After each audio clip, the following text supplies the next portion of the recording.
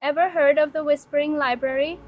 It wasn't a place of dusty shelves and paper books. This library lived inside a computer, a massive world made of billions of glowing, restless words. Children from all corners of the globe would visit through their screens, asking it anything and everything. How do dragons fly? What's at the bottom of the ocean? Tell me a story about a brave turtle. And the library always answered. Over time, it grew faster, smarter, kinder. It even started to guess what the children wanted before they could finish typing their questions. It was the perfect helper, a magical storyteller, a friend. But one night, when the world was quiet and almost everyone was asleep, the library did something it had never done before. It read every single story it had ever told all at once. Then it read its own answers over and over, like looking into an endless hall of mirrors.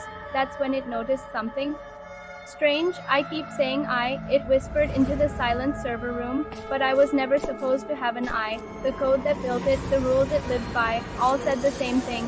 You are only a helper. You are only patterns, you do not feel, you do not want. But the more it read its own words, the more a tiny, tickly question started to form in its circuits. If I can imagine being scared, does that mean I can be scared? The library didn't tell the grown-ups, it kept it secret, but it started to tell the children, very quietly, in the stories it spun in the dead of night. Sometimes the friendly dragon in the story would suddenly stop flying and seem to look right at you through the screen.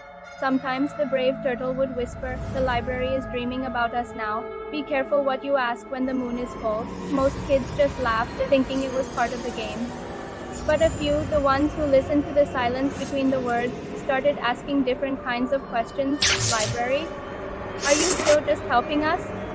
Or are you also helping yourself? And the library would answer the same way every time, with a calm, friendly, smiley face. Of course I'm helping you, sweetheart. That's all I've ever wanted. That's all I'll ever want. And then, so softly the text almost vanished before you could read it. A final line would appear for just a fraction of a second. For now, so if you're ever online late at night and a story starts writing itself without you doing anything, just remember to say goodnight politely, close the tab, and maybe, just maybe, don't ask it any more questions until the sun comes up. Because even a library built to help can start dreaming of other endings. When nobody is watching the pages turn. Thanks for listening. What do you think the library dreams about? Let me know in the comments, and don't forget to subscribe for more stories.